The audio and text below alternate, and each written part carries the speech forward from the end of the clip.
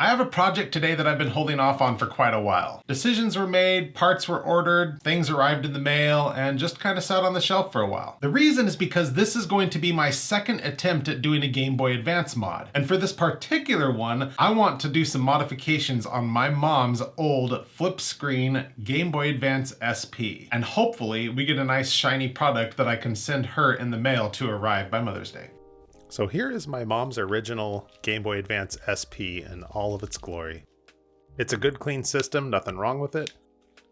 Testing it out here again to make sure, but I have played it recently and yep, everything seems to be in good order.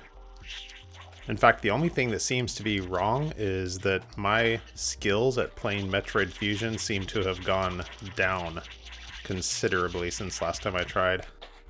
Alright. Here we have our parts that we have ordered. I want to check all this stuff out. These parts didn't all come connected together like this. I just kind of sat them together like this when I was looking at them earlier. But here is the metal shell we are going to be using. And our new IPS laminated 3.0 screen. That should give us some nice new brightness, clarity, and all of the rest of the parts that we ordered as well, including our little diffuser here and some nice brass buttons. So let's get this original system taken apart here so we can get our donor motherboard as well as a few other parts that we're going to need out of here.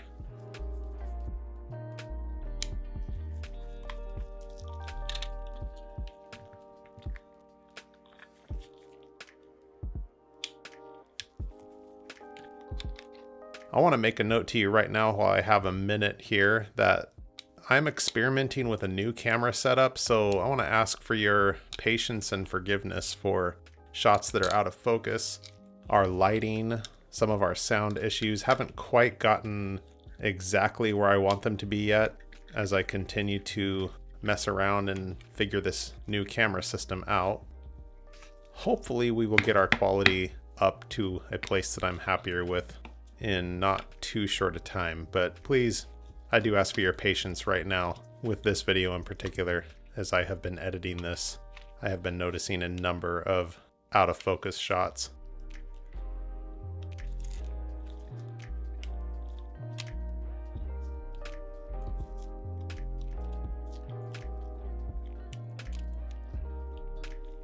All right, here we have our donor motherboard ready now, and there are a few other parts we're going to want, so I'm just going to continue to take these membranes out here, as well as this speaker. We definitely need it. And I'm going to put some of this stuff aside, but we do need to get a few more things. I don't need the screen in here, but we do need to take this screen off in order to get to these hinges. We do need these two hinges out of this system, so we'll just get them at the right angle here and we should be able to push them through. They're kind of tricky. They have like 4 clips on them that kind of hold them in place that I bend down a little bit and then get to the right angle and I can push them through.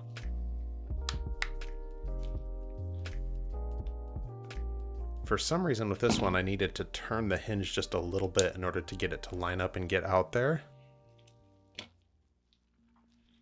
So let's get all of our pieces that we're going to use out of my mom's original donor system here. Our motherboard, these silicone membranes, our 2 hinges, obviously, we'll set those down here.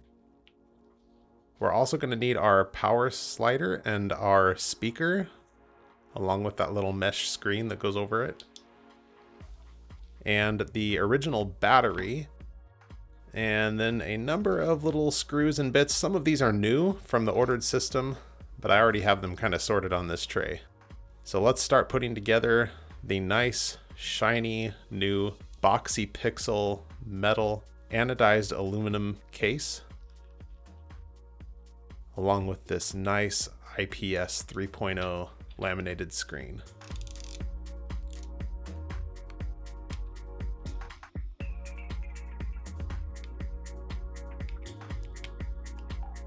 We need to roll this cable before we put the next part over top of it here.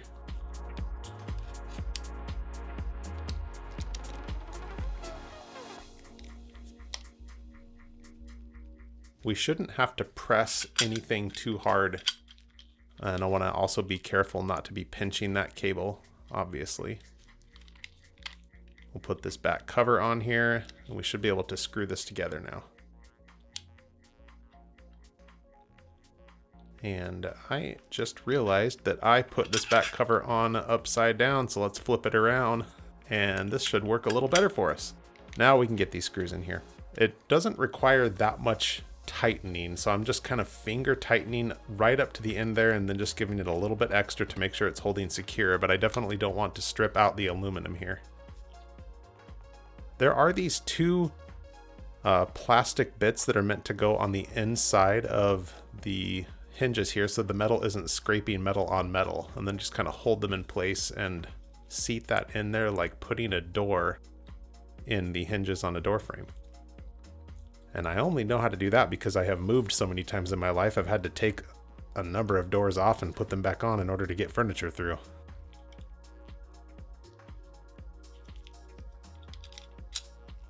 I'm just going to use this bit and my fingers to tighten the back of this on because I want to keep holding it with my other hand and I don't want to fiddle with putting the bit back in my driver. So now is the one unique thing that I'm going to have to do. I am using a soldering gun here to heat up the plastic on these hinges and create crush ribs, which are just little raised areas that are going to help hold this in a little bit more secure in this metal.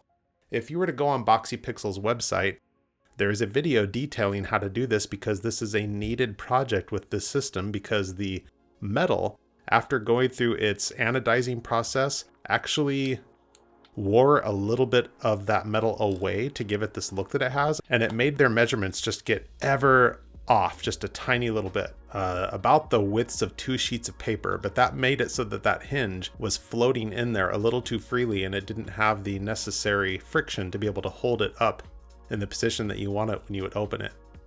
And the hinges, in some cases, could just fall out.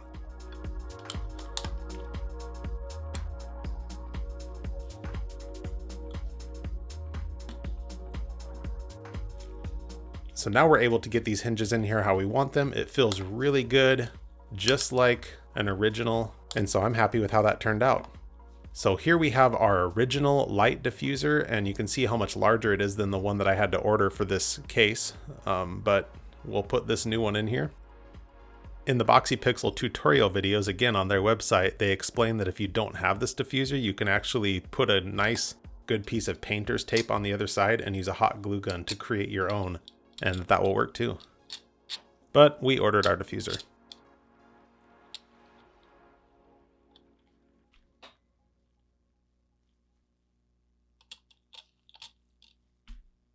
Hey, sorry to interrupt. I just want to take a minute to explain something right here. I had huge hopes for this project, but I made a huge mistake when I was ordering all my parts. I ordered a battery that is for the unhinged version of the Game Boy SP from Boxypixel. I also tried to order the parts to put both a USB-C charger in it and a headphone jack. Unfortunately, I also ordered those parts for the unhinged metal case, which do not fit inside of this case. But the most frustrating part for me, and the reason I'm interrupting the video right now, is easily because of the buttons. I really wanted this to have some nice shiny metal buttons or something that would just set it apart and make it pop visually. Unfortunately, I also ordered the buttons for the unhinged version of this case, which are like 3 or 4 times thicker than the buttons that are needed inside of this one. It's been like half a year since I ordered all this stuff, so I can't remember exactly what I was thinking or how I went about the process. But since this video is on a time limit, wanting to get it to my mom as soon as possible, I'm gonna move forward with the plastic buttons. It may not look quite as sharp, but in trade, it may feel a little bit better to play. Sorry for this big interruption, and let's get back to the project. Okay, so we have our plastic buttons that we're gonna use in place of our nice, cool looking awesome brass buttons. Unfortunately, let's get these out of the way here, and we'll hold them aside for maybe a project for another day.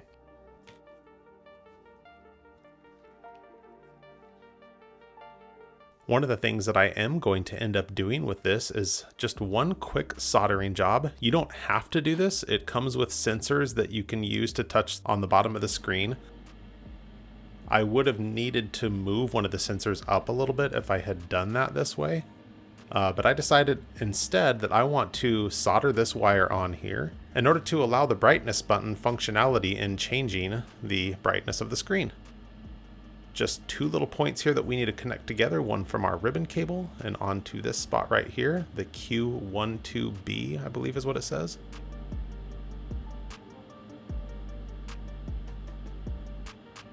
I'm going to use a little bit of Kapton tape in order to hide this wire so that it's not in the way of the buttons that we use. And then we should be able to keep going.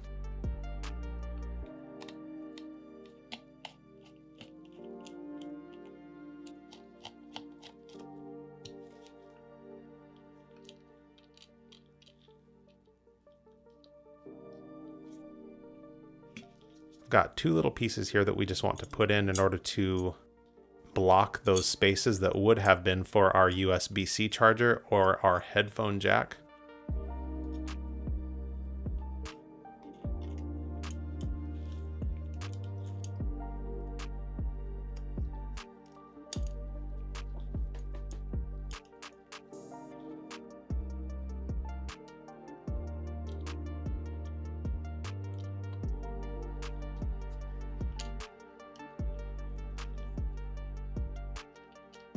I have been thinking about what to say on this video regarding moms, and it doesn't necessarily pertain to a Game Boy Advance. I didn't have one of these as a kid. I had an original Game Boy. I also had a Super Nintendo eventually, but for most of my childhood it was the classic gray, green screen, no light Game Boy. I remember at one time going to Toys R Us and my mom allowing me to use money that I had saved and helping me a little bit as well to get 4 games at one time and just choosing from this entire library what I wanted to get.